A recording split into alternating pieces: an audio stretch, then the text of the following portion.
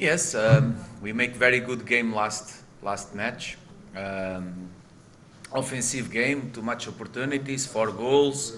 I think the supporters that come to the stadium feel good time to pass because see good football and of course Churchill Brothers win.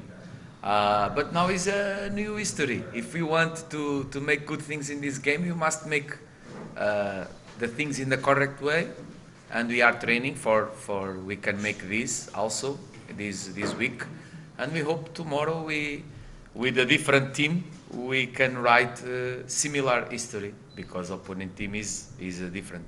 You know, sometimes when we work we have some players that are not 100%, some teams that are more strong. We try to first to training our identity.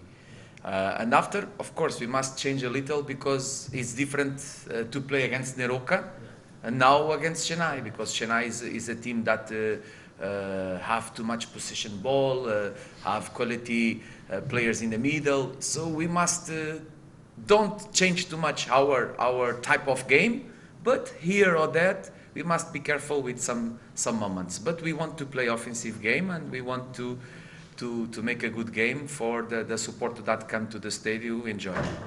Of course, right from the start of the season, of course.